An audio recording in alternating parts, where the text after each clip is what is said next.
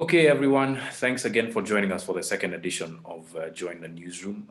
Like I said, my name is John Allen Namu. This time around, we're going to be talking about the impact that COVID-19 has had on journalists. This arises from some research that we have done regarding that impact. Just admit one person here. Regarding that impact, what it's been like for journalists. And it was really motivated by some thinking in the newsroom that in as much as we cover all of the impacts of various things, various issues from pandemics to budgets, as people are doing today with the reading of the budget estimates in East Africa. There's really no attention that's paid, or very little attention that's paid, to the impact that these kinds of global seismic events are having on journalism. But I think the underlying and fundamental truth about our industry is that it has been under distress for quite some time. If you're looking at the advent of various, platforms, social media platforms, high-speed internet, and what that has done to disrupt various industries, then that's happened to journalism as well. And you can see from some of the shifts that are happening locally, with the Nation and the Standard going behind paywalls, and other people considering other business models. You can imagine what the impact of COVID-19 must have been on journalists. And so I guess this was an invitation to members from our subscribers to our newsletter, people who follow our work.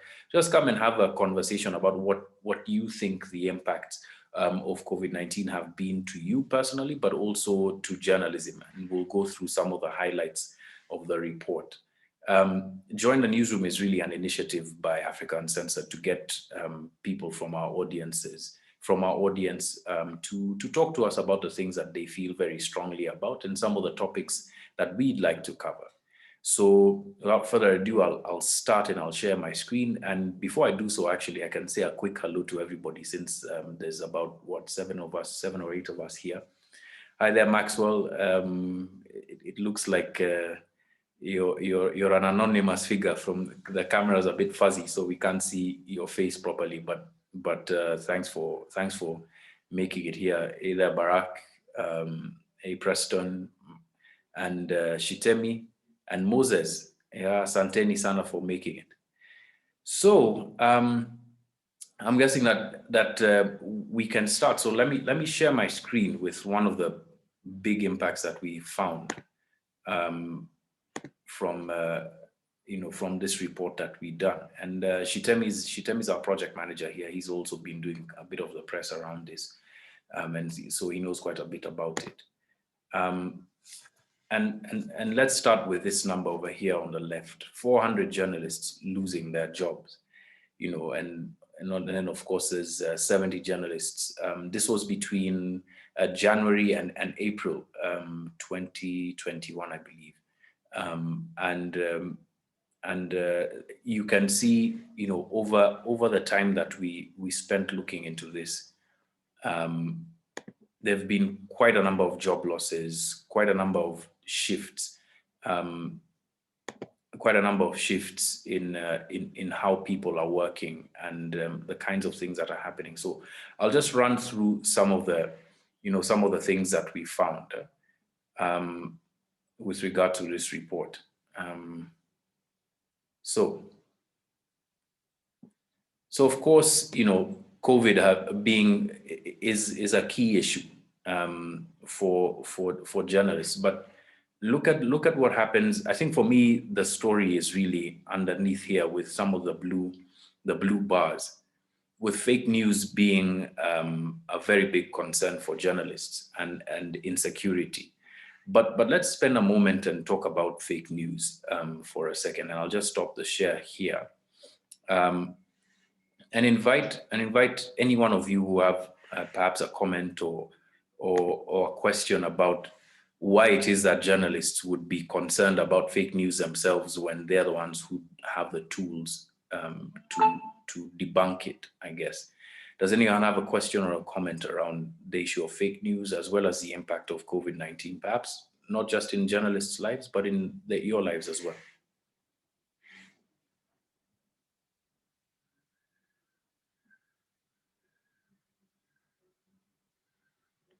No questions, then I will push on for a few minutes, and then now we'll get to talking a bit more comprehensively. So yeah, let me share the screen again. 1 second.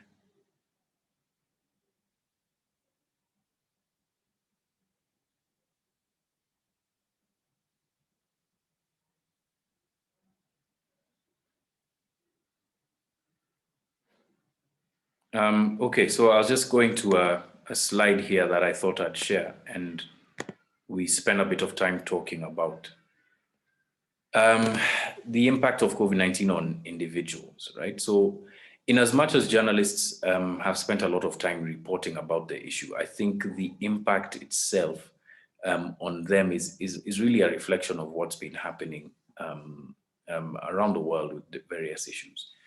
So if there's something that's really been a huge impact, I guess out there, but also here, is salary reductions. And what that does is that it impacts fairly negatively the ability of journalists to report, not in a very real way, in that it's really about the motivation to be able to go out there and report.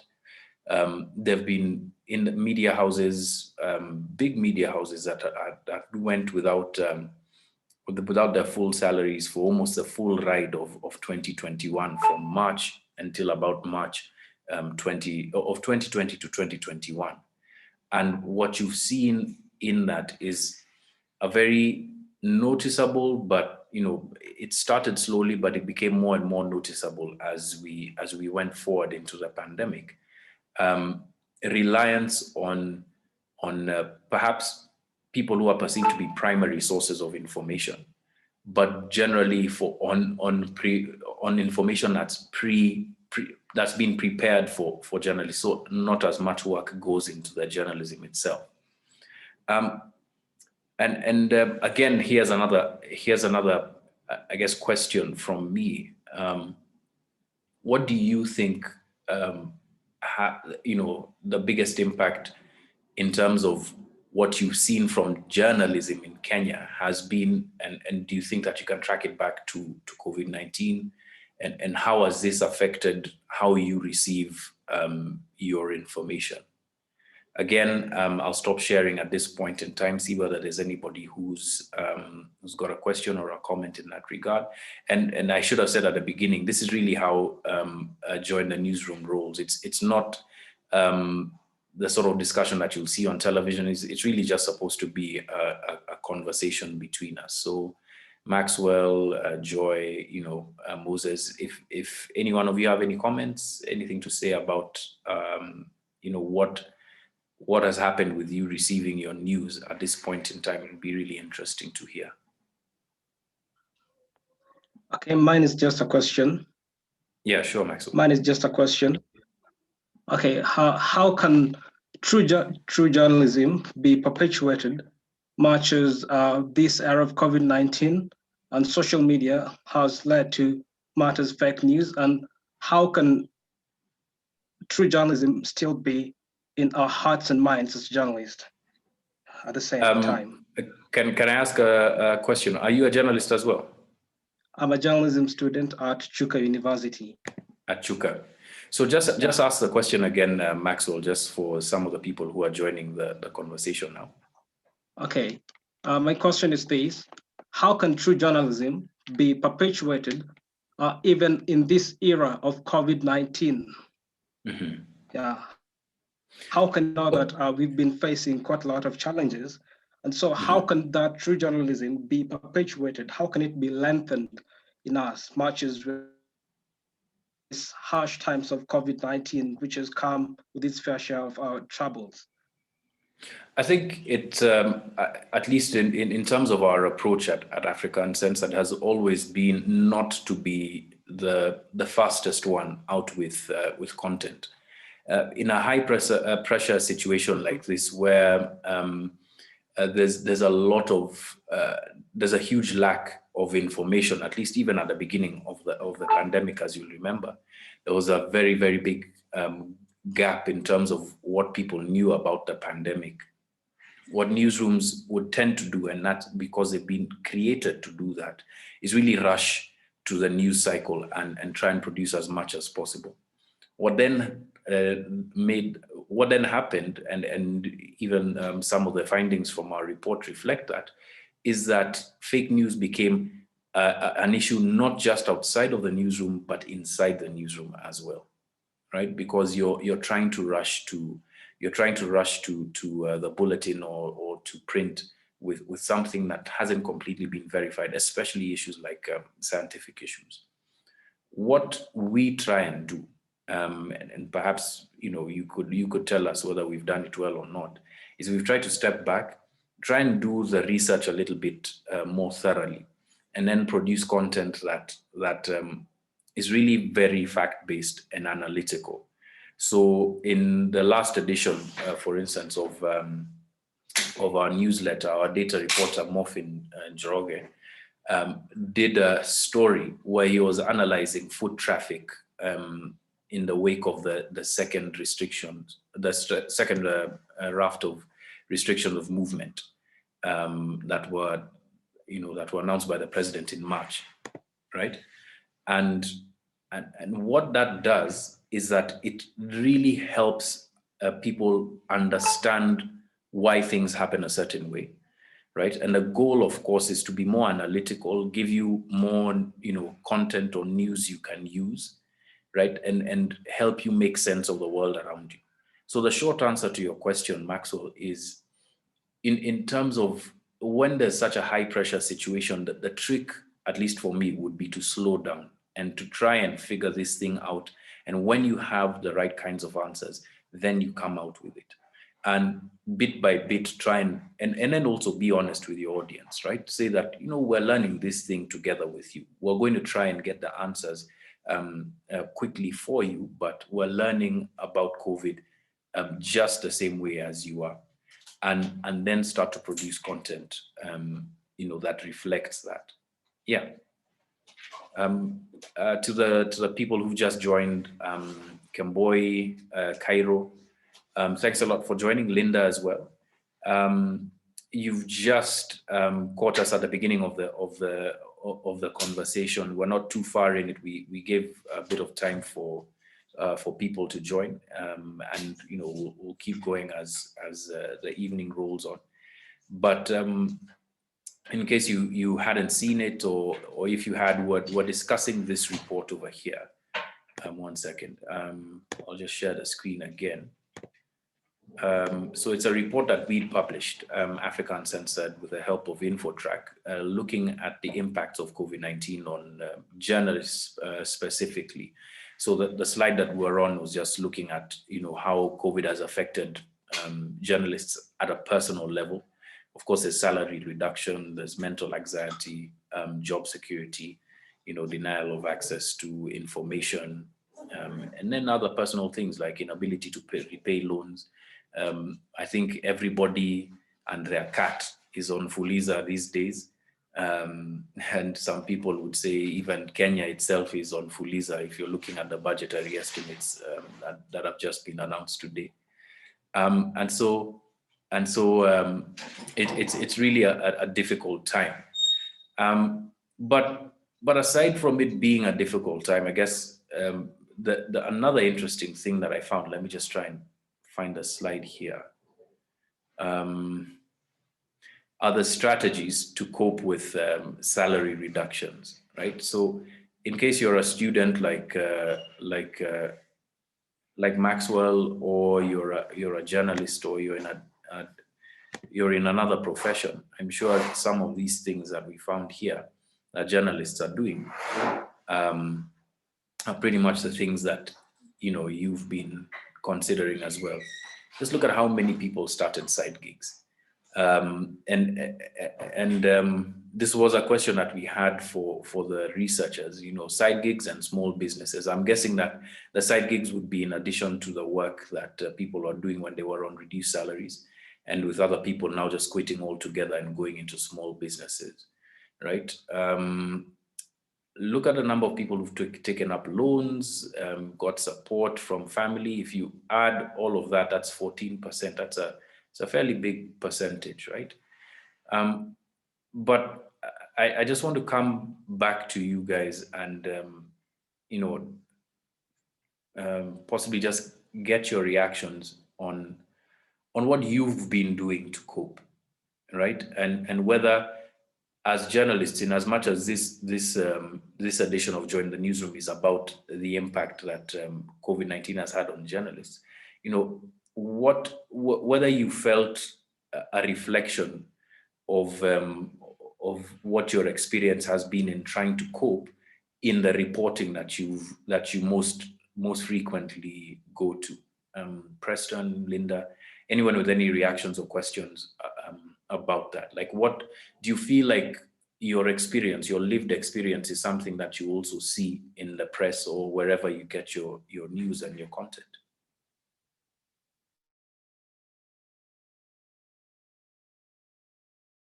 Or for those who just joined, you can just either go to the reactions pane, raise your hand, or you can just unmute your mic and ask a question, make a statement.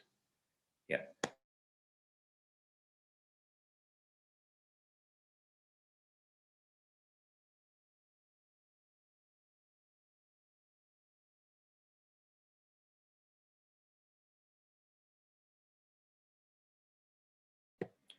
You can use the chat as well as we're going. So in case something occurs to you as we roll on, you can just put your thoughts in the chat. Now, in terms of side hustles, check out what the most popular businesses were, and perhaps this is because of the advantages that some journalists have in being able to access information. And again, this is from journalists across the country. So be interesting to see how many people have gone into agriculture, for instance. Look at the second one, cereal shops. There are a couple of people who went into rearing chickens. But the last 4 or 5 bullet points on this speak perhaps to the more architectural issues that we've been speaking about and have been observing at Africa Uncensored, is that the information ecosystem in the country has shifted to the extent that journalist skills are useful, outside of the realm of journalism. And I think a lot of people are really recognizing that, and COVID forced them into recognizing that. But what you will see is that a lot of people are becoming content creators themselves, and doing it for different platforms. And that this is becoming a very mainstreamed way of earning a salary, earning revenue. And I just wanted to know from you, I've got lots of questions. I hope you guys have questions as well. When it comes to the work environment and the nature of work in this day and age, whether it's about our reporting or not, is the side hustle, side gig thing that in your experience or with your employer is something that's encouraged? And if so, what are the stories that we can tell? And if not, why not? Again, I'll stop sharing here and see whether there's any questions on that. Like, is the side hustle thing now really a legitimate thing where you work? And do you feel that when you read the news or you read your content, you see that kind of experience being explained, and perhaps even getting tips and tricks on what you can do to be able to survive or really expand and expound on your talents?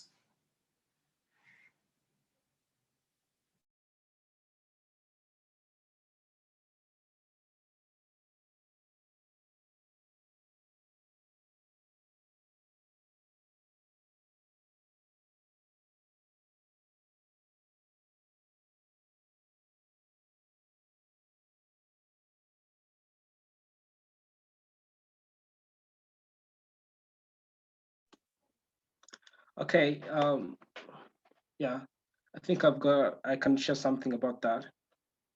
Just recently, we received news from a certain media station reporting that some news guys have been barred from side hustles, and I think that that is extremely absurd, if you ask me. And I think that that is somehow demeaning the journalists themselves. Much as we've come from a very harsh reality of COVID-19, and shifting from that trajectory to a different trajectory might take a while. And so I think that side hustles, I think, should be encouraged, since they are trying to try to the in a way trying to shift the trajectory in terms of reality of the COVID-19. And so I think that media houses should be a bit lenient to what the journalists themselves are trying to do. And much as that is happening, I think journalists themselves should not deviate from from their work, and which is true journalism. And I think that from that point they would be sailing at a very smooth path. That's an interesting point. Let me now, put on my hat as someone who is engaged in employing people in a newsroom, and say that I kind of get where some of the thinking around. I don't know whether it was Citizen. Which media house was this that refused side hustles? Yeah, it was Citizen TV. Yeah. Citizen So TV. I have to say I kind of get where they're coming from, but I reserve my judgment on them. But I want to know that there are a couple of people who just joined the call. Tichi, hey there, thanks for joining, as well as Nancy. So we're talking about the impact of COVID-19 on journalists, and Maxwell raised an interesting point. Citizen TV, as well as I think a number of others, have for a long time had this long-standing policy on side hustles. And if you've been in the industry, you know that's basically something that a lot of journalists do, already. But in this new era, with the pressure that's been brought to bear on COVID, I guess I'm rephrasing your question a little bit, Maxwell. Do you think that employers should allow journalists and other people in other professions to engage in side hustles? Preston, Cairo, any one of you can weigh in.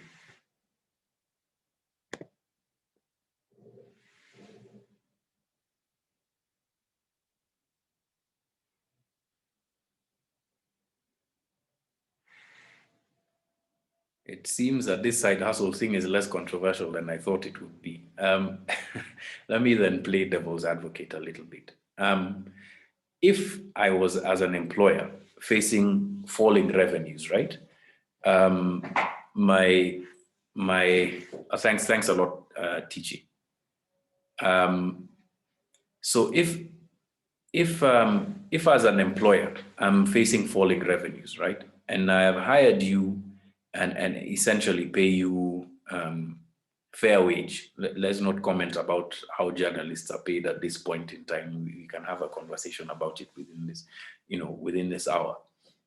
And so I'm facing falling revenues.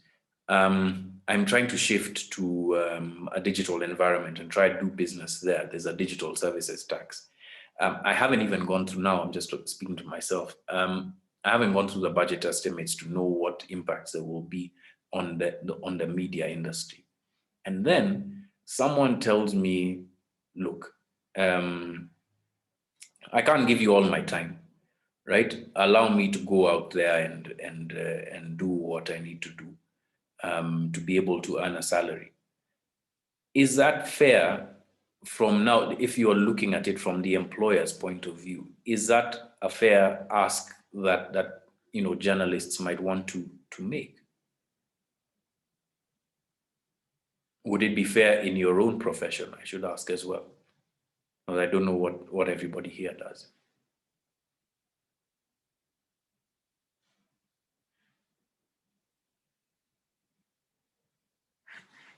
Fairly shy crowd this evening, huh? We're warming up, Jonathan. We're warming up. All right. Yeah, so I mean, if anybody has a comment on the same, it'd be interesting to hear, because I want to go to some of the challenges that that have been faced in the industry based on this report. Okay, so no comments on that. I'll just push on for a little bit. So another area that we found, and it should be a a source for conversation, is the challenges faced, right? And this is, I guess, a general view by both male and female journalists, right? I'm sure that if you were to drill down and look at it even from the point of view of gender, that there'd be very, very specific things that might be an issue here. But number one with a bullet, of course, is the containment measures, which I thought was strange because most journalists have passes, to be able to do their work. But I guess what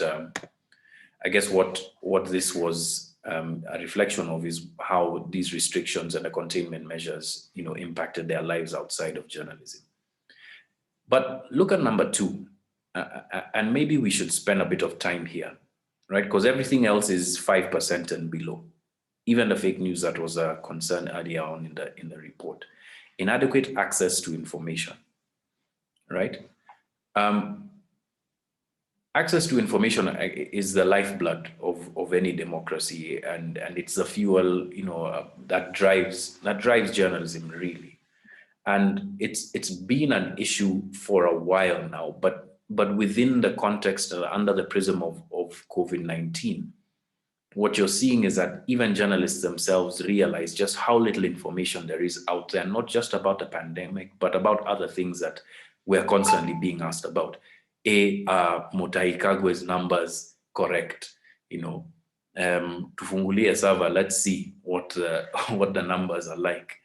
How is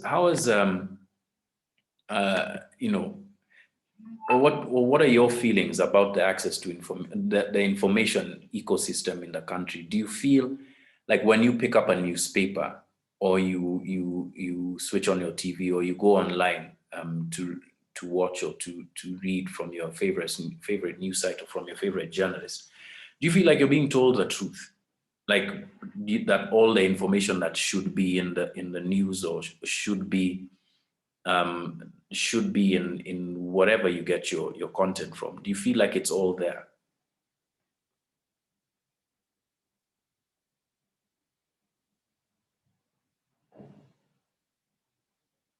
Still warming up? Can I comment? Yeah, sure, TG. I get the sense that there's a lot of half-truths out there in terms of the numbers. Sorry, you just went on mute. Oh, there we go. Can you hear me now? Yeah. So I'm not so sure about the accuracy of the numbers, and for me that really kills the confidence in following up with local media and as far as COVID-19 facts go.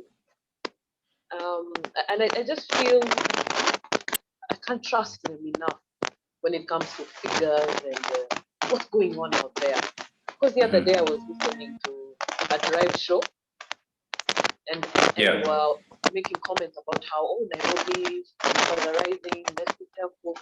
I thought, okay, are the numbers really rising? I've not heard that from Tai. What has been reported?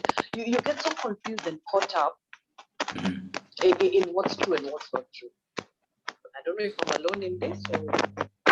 I wonder, actually, that's an interesting observation about how sometimes not just drive show hosts, but even journalists can kind of just fly off the handle a little bit and start saying things that are either regurgitations of what they've heard at press briefings, or are not a real reflection of that. Has anyone else had Nyatichi's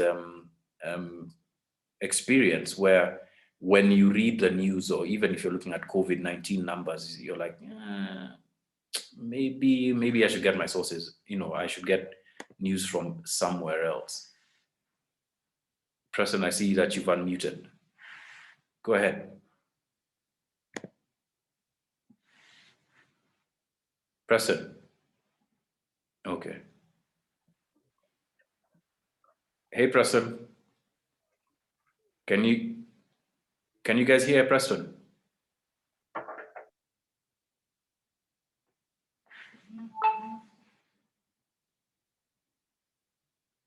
Okay. While Preston sorts out his mic. Hey, Preston, can you just speak up? Let's hear if let's see if we can hear you.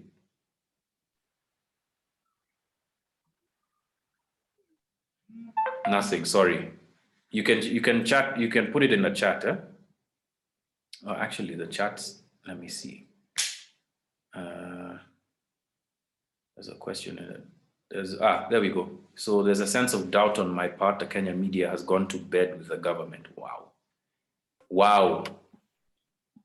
So African Censored is sharing a pillow with Uhuru and with Matiang'i and everyone in government.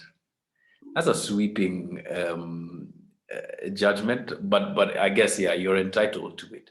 Does anybody feel the same, that especially when it comes to COVID-19, that journalists and the government are in bed? Mariga, go ahead. Sorry, I hadn't seen your hand go up. Hey, John, how are you? Not bad, Mariga. Karibu. Thank you very much. So one of the biggest things that made me think through this was one of, not necessarily a general description of the media, but I feel like there's a lot of, this will sound really bad saying out loud, but sometimes I read news and wonder whether journalism school needs to be disbanded because of the level and quality sometimes of things that I see. Ouch. And go ahead. I'm in multiple journalist groups, right? And in a general Yeah. level of analysis, it feels like they're the lowest common in many senses. And I say this because I'm in multiple civil society across the groups. Mm-hmm. It's not lack of knowledge. I have a bigger question around how journalists are taught to analyze and ask.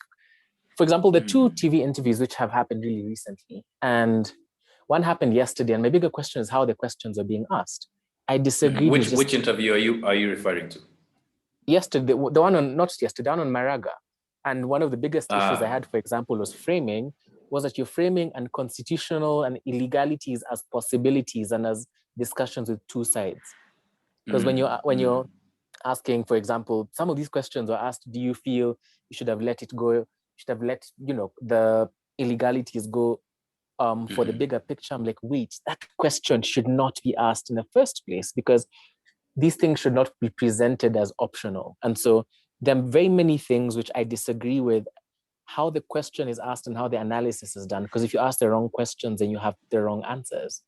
Wait, let me jump in there and push back a little bit, right? Because sure thing. Sometimes the role of the journalist is to be like an intermediary between the public and the person that they're interviewing, and sometimes even ask the question that's on the public's mind, to the extent that not all of us understand how things are supposed to work.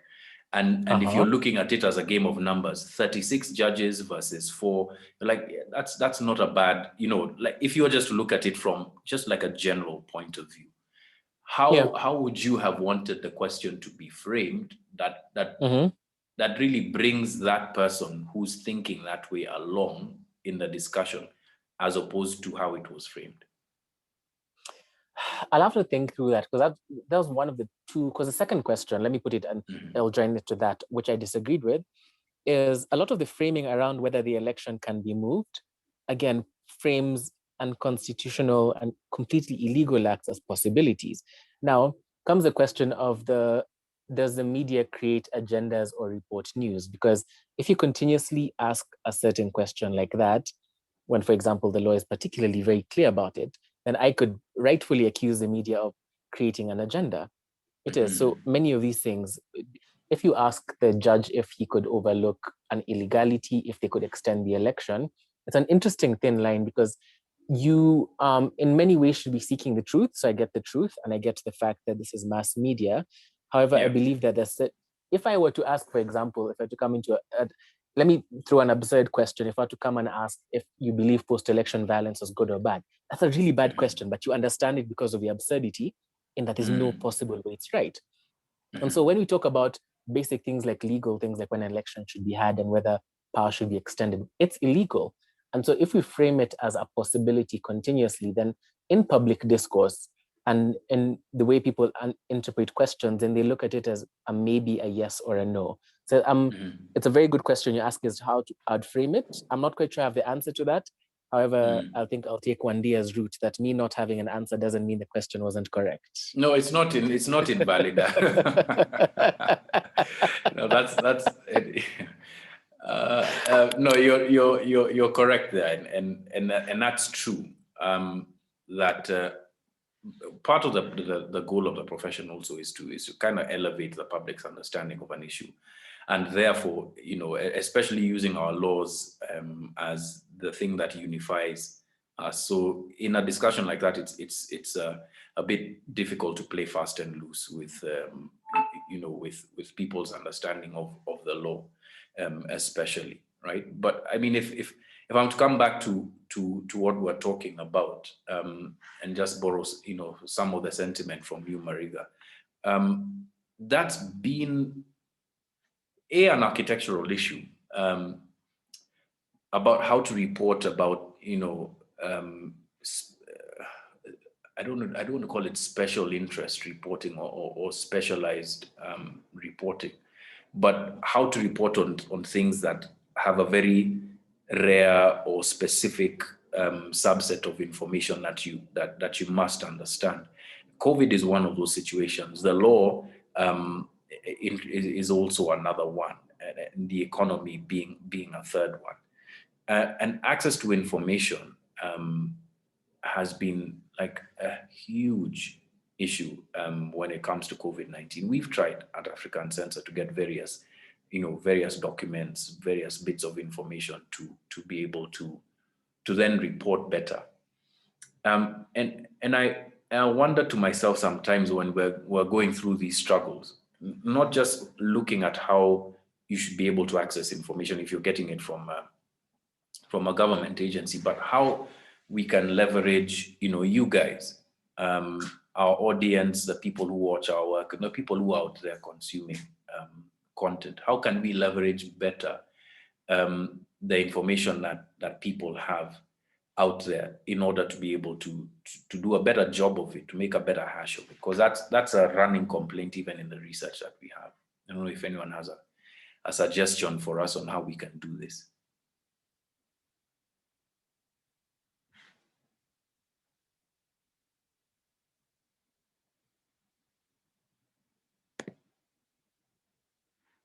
Any takers, any suggestions? Get into the driver's seat at Africa Uncensored for a few minutes. I'll pay you. Even for money, people are still quiet. But anyway, I'm joking. If you have any suggestions on that, actually, we'd be really interested to learn, because it's really a tough and knotty issue for us, where we do have sources in the public, but we're really trying to figure out how for issues like COVID-19, or even, if we're looking at what people are focusing on today, which is a budget, like how can the public become a better conspirator or a better cooperator in giving us credible, factual information and improving our reporting? Maybe just something to stew on as we keep going. So just a few more slides to show, and then now we can open up the discussion for the last 10 or so minutes. Let's see, where are we? So there was also opportunities that were created. What do you think about opportunity number 2? Regular briefings by government officials. Forget about reduced costs by media houses for a moment, but the regularity with which government officials have been briefing the public about COVID, about other things. Do you think that this is factual, or are you seeing a lot more government figures, government officials and and not a lot more information, or is the information that you're getting useful to you? Like when you hear a briefing from the government spokesman or from from someone else within the public sphere, is it useful to you? Is that information useful at all? Now I'll just start asking people to unmute and speak.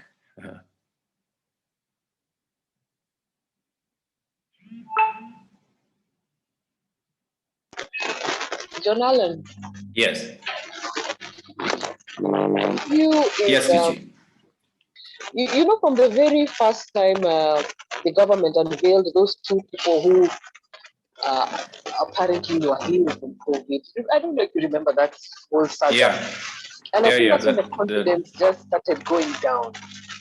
Mhm. So when you see him standing there giving you those facts and figures, you're doubtful. Mhm. I don't know how we will ever overcome that. Like, for instance, now there's a lot of talk about the Kisumu. A group of people went to Kisumu with the Indian variant. Yeah. And I don't think they've done enough to gain the public's confidence. All these people were quarantined, and their numbers. That's my point. The confidence they really need to up their game in terms of regaining our confidence. Sorry, Tichi, your mic's it's giving us a bit of feedback. But sorry, I guess we've got the gist. I'm using earphones. Let me remove them. All right. Thanks a lot. So okay. Can I say I agree? Okay, there's someone in the chat who said, let's see. Preston, any info from the government should be treated with a pinch of salt. The government has created this atmosphere. Okay. Yes, to a large extent, given that the government is the one that's in charge of a lot of the aspects of COVID-19 fundraising for vaccines, and the distribution of vaccines across the country, the public information around the pandemic, you can say many times has been wanting. But yet, like you've seen from the research, journalists feel like because they have more access to these people, that there's more press briefings, then that should equate to better quality information. I get what you're saying completely, Tichi, that there's a very big gap in terms of the faith that people are having with in the information that we're giving to the public. Anybody with any hints about how we can resolve this? I don't want to be the one who's proffering answers here based on our own experience, because we might be wrong. Anyone on the call today who might have something to say. Cairo, your picture is of is that a potato, an egg, speaking into a microphone? But be happy to hear from you, Cairo.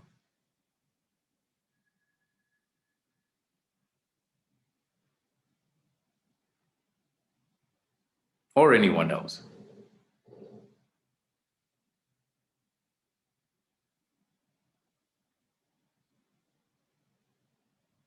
Okay. Perhaps I can just add something from working on two sides, right? So I've done work in journalism, civil society, and I've done work in PR.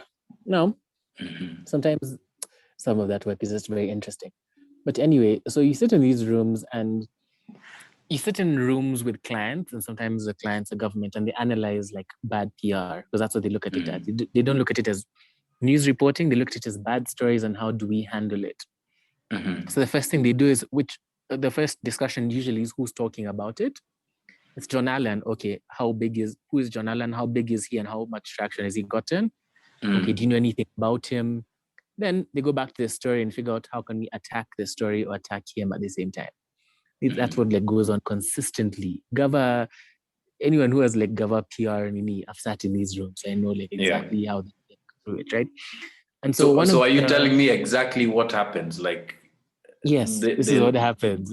Okay, this is interesting. On a regular day, Yeah. They'll get the story, figure out, does it have enough traction? Do we ignore it? Do we not, right? If there are 10, 15, 20 people, they figure out whether we write a press statement or do we go and get bloggers. So they won't ever, they don't usually get directly, they don't directly respond most times.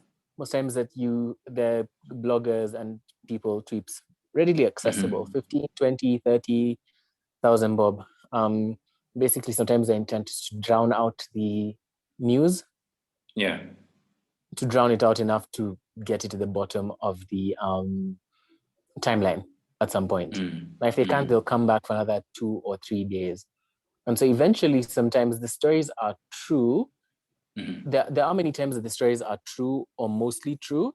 My question is sometimes the bigger problem sometimes comes when the journalists are hasty and get like 1 or 2 items wrong. Thus, they jump on that to delegitimize them completely. Like that's a regular sitting thing happening. So it's always sometimes, I think after sitting in these rooms, sometimes it's always a very interesting thing to analyze like the timeline and try and figure out exactly what the truth is, because sometimes it's not as apparent as I thought it was. You know, Mariga, you're telling me a story that I would like to tell, you know, because this is a huge lament that I have as a journalist. You know, sorry, I was just looking at Cairo's comment. Okay, positive vibes over coffee. Okay, I hope you have your coffee somewhere. So I was saying it's a huge lament that I have. So, you know, with us we've got Piga Firimbi that's constantly looking for you know, false information, some misinformation, you know, misleading information, and trying to debunk it on a regular basis. And one of the journalists who work there, Linda, who work on Piga Firimbi, was raising essentially what you're saying. Well, you work very hard on a story to get everything 100% right. But not only will it not be responded to, but you'll see quite a bit of activity to try and drown it out. I mean, I've experienced it myself. And especially after I left mainstream, I always wondered why it was that much harder to get comment from people in government specifically. And so, you know, Mariga, I was just wondering, you know, who would be the people to help us tell this story? Because it's a huge story, and that ecosystem, not ecosystem, that what's the word I'm looking for? That systemic way in which news and content is attacked is something that people need to understand, because it really, you know, adds to the infodemic that we're in. So I don't know if you have any suggestions on what we can do to be able to tell this story correctly and let people out there know what's going on, because it's hugely frustrating for us, whether it's about COVID or not. Yeah, because it's so one of the things I just, again, sometimes I was telling someone, sometimes you grapple with the ethics of some of the work that you've done, especially like for money. And so you see it pretty often, right? So one of the things is that, again, many of these government agencies have journalists that they prefer, the journalists that they feel would report better for them. And you see it sitting in these rooms. They say, don't give it to X, Y, and Z, because these guys wrote a certain way about me last time. And so one, there's an intentional starving of information from certain journalists who, if you go beyond a certain point and they feel the PR isn't good, then they'll do it for you. I think the next part is exploring like how this industry came about, right? Because like these people on Twitter, for example, who you pay, that's not what they were doing initially. So you talk to a couple of these guys, what they're doing initially is that many of these guys, young guys couldn't find an income. So when Twitter started propping up, what they started doing is like growing accounts, buying accounts. And so when you get these accounts, you can get influencing gigs. That's what it started with. However, it's the influencing gigs was what, if you look at 5 to 7 years ago, that's exactly what is going on. But if you look at now how it evolved now, is that these guys who'd grown their accounts to 10, 20,000 followers, they're doing absolutely nothing, just buying followers and retweeting trends, now started realizing that there's money in a lot of these things, right? And so sometimes you can sit with these people, it's just competing money, because you talk to 2-3 of these people, they say, like there's that Kenya kingpin thing, Juicy, the coronation. The guys are telling, yeah, these guys, it's how much I've been paid, and this, we're promoting this for this couple of days. That's their job, right? So their job is to, now they're saying X, Y, and Z, the other Kikuyu kingpins that we feel might compete with our guy. And so our aim, every Friday, they're paid to attack this guy specifically, right? Now, no matter, it's literally a trend. Did you say every Friday? Sometimes some of these guys are attacked. Wow. They're politicians. If you see some politicians being attacked on a regular basis, some people are on a payroll. People are being paid hundreds of thousands of shillings a month to attack people, right? And it's a continuous system. These guys know each other. There's no enmity. In fact, some of these guys move from like one politician to another. To the next, as long as you pay more. And it's happening, and they especially monitor news. So they don't mind too many bloggers. So some people become a headache to them. If the news starts being forwarded by things like senators and MPs, it becomes a problem. And certain like prominent lawyers, then they look at it. And so most times they can't delegitimize the lawyer. So what they do is that they come and so they have meetings, and the meetings they decide, okay, what's the issue? Okay, now you have instructions about who you can attack and who you can't attack. Government agencies sometimes attack each other in a way of evading blame. Again, I've been in these rooms. So you're told, attack this issue, attack these guys, but leave these guys alone. We don't want to fight with them. And so it continuously, after a while, you're not even quite sure what the actual truth is around, because there are scandals. You can see a scandal, you can see the reporting on it, I can see the backdrop on it because I know a person in that office, then I can see the news being reported on it, and these are like 3 different things. It's not the same thing. So people need to sometimes take a pause at who they think their sources are sometimes, because a lot of these things are repeated so often that you assume it's truth, but it's not. People just pay a lot of money to say the same thing over and over. Yeah. That is, I mean, it's terrifying. I'll be lying if I said that I didn't know, part, if not quite a bit, of what you're saying, but to hear it from someone else who's been in these rooms and been, I guess, on the other side of the fence is really, it's horrifying, and it tells you just exactly what it is that we're up against as a media house out here, and it's really, really scary. Sorry, Jane, you're saying you're trying to keep up. I'm not sure about a solution, but I think that COVID shed light on how subjective news can be. With COVID, getting objective and factual information was a global problem, for sure. And we've really been trying to work hard on this. So the link that I've posted up there is to the report. So in case you don't have it, you can download it. And I just want to pull something up from some of our reporting, just to Mariga's point, about the infodemic and our, the people that we like to call keyboard warriors. And the impact that they're having. I'm very, very concerned about, having reported in a time when misinformation, even when it was spreading via SMS, would spread like wildfire, like during the 2007 election. I'm sure a lot of you will have remembered that.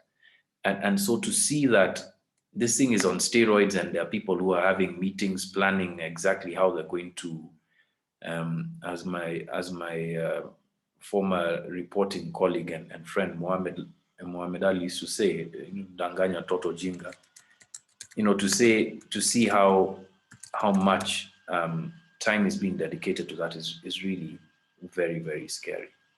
Look, folks, we're coming to the end of the hour. I guess what we should do is do a better job of telling everybody about Join the Newsroom, so that once it does happen, we can have perhaps longer discussions and broader discussions. Maybe even take this onto spaces. Sorry, Tichi, you have a point to make before I wind this up. Just to echo Riga's sentiment. It's so sad that right now the the people we considered bloggers and influencers, people who we trusted at some point. Because I remember when they initially came onto the scene, you would almost take the word as gospel because they see the inside information. But what has happened now is they've become guns for hire. I'm currently as an influencers in the community I live in currently. Sorry, say and again. The other thing I realized about this, I'm You said you're living in a currently doing what? community where I'm dealing Oh, wow. dealing with influencers who are Mhm. guns for hire, and it's very clear what their agenda is. You Yeah. give me some money, I will tarnish your candidate, you know? So, Wow. and the other thing you realize, Jonathan, is that they talk to each other in these WhatsApp groups.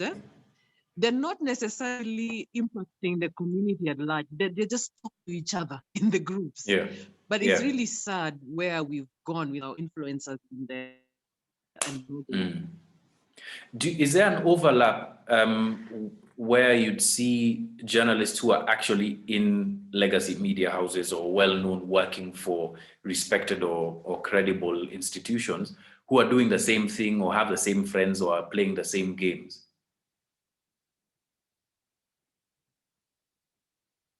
definitely. Definitely. It's the pandemic of the brown envelope. And a new word today, try and convert that brown envelope to the white envelope. The white envelope is when you say we're giving you an allowance. The brown when they come outright, you know, there's an expectation. Yeah. But definitely, journal and there is an overlap. Perhaps we should go forward again with that discussion that I think someone had tried to have on spaces on brown envelope journalism and the impact that it's having on the information and the quality of information that people are getting. I have to say I'm also concerned about it from where I sit. It's really a very, very deep problem. You know, if that's something that people are willing for us to talk about, then we'd be happy to do that on the next edition of Spaces. Guys, if I may add just one more second. So when you ask go ahead. whether there's a crossover, yes, there is. In fact, when you want certain stories published, many times what you do is that you go to older journalists, not the younger ones, right? The older ones tend to have the connections to editors or former editors. There are many editors, current or former, who are on the payroll of some of these agencies who now you go to and tell them you want ABC story published or you want ABC story changed. Then they'll talk to the editor and tell you, okay, the story can't be trashed, it's already been published. However, these details can be changed. So it's especially interesting because you don't target the lower level journalists because they're just beginning. Many times you target the editors because the editors now are the gatekeepers. And it's common. Many of these guys know which specific ones to target because you tell them to go call your friend over a beer. It happens. It's pretty often. So they won't mind tarnishing anything. The difference is that they can decide which stories are run and how they are run and what stories are literally, you can see stories edited because you've asked them to be edited, even though you know it's incorrect. So there's a very crossover. I want to ask like which specific stories that you might have experience of having seen that kind of influence having changed, but I know that there are a bunch, and I remember actually like a person who I used to respect working at a rival, media house while I was working in mainstream, was caught up in a really embarrassing situation because Sonko, of all people, started blabbing online about how you'll see which story is going to be on the running order and what the order is, etc., etc. Just essentially saying that he knew because he had paid someone or a number of people in the newsroom. Going forward to, I keep on, going back to 2022. I guess it's because elections are such a huge flashpoint for us. I'm really concerned about that. What we're trying to do at Africa Uncensored really is just to pivot a lot towards factful information, just trying to get it out as far as we can, as far as possible. William, you're joining the call just as we're about to wind up, but nonetheless, thanks a lot for your time. Guys, this has been very, very interesting for me, at least to hear some of the things that you guys are thinking about, some of the things that you're reflecting on. This is the whole point of Join the Newsroom, that we'd hear really what we might come with a topic, but you guys are actually interested in perhaps bigger or more important things. And the point is really just to hear from you and to understand what it is that you feel is not going well or can be done better, and then try and report and produce content that reflects that. So if I think one last request that I have is that if you see anything that you feel Africa Uncensored is doing that contributes to this negative environment in terms of information, please just let us know. You can send us an email, you can drop us a line, whichever way you can reach us. Then the final ask that I have, over and above your time is just to share our work, subscribe, like the work, and hopefully we can grow prominent enough for us to really challenge and do so consistently. It's very serious infodemic that we're having, that we're living through, be it through COVID or what have you. But thanks a lot to everybody who joined: Nyatichi, Mariga, Cairo, Cecilia, Moses, Maxwell, Barak, Linda, Preston as well, Jane, and William as well, even though he joined at the end. There'll be another one in 2 weeks, and we'll try and push it a bit more. In case you haven't seen the first one, let me just see if I can get a quick link. Where did I put it? 1 second. Yeah, here we are. So the first edition of Join the Newsroom happened a couple of weeks ago, and there's a link. If you have time, check it out. Just let people know that there's a space here that we can talk about things that matter. And I'd be very, very happy if the next time we come to talk, it'll be through a suggestion that's been made from a member of our audience, right? But once again, asanteni sana. We'll be putting this one up closer to the next edition. And just thank you very much and have a great evening, guys. Asanteni. Thank you, John Allen. Okay, cheers, John Allen. Have a great day. Cheers. You too. Thanks a lot, Maxwell. See you guys. Yeah. Okay. What I would maybe request, maybe for the next edition. Yes, William. Is at least you tackle at least the constructive journalism, and maybe for us who maybe want to like pursue investigative. Okay. Yeah, I think it. All right. Yeah. Otherwise, I joined late, but I apologize. No problem. It's okay. There's always another time. And thanks for the suggestion. All right. Yeah, and keep informing us. Thank you. Thank you very much, William. Hiya, guys. Kwairini. Have a nice evening.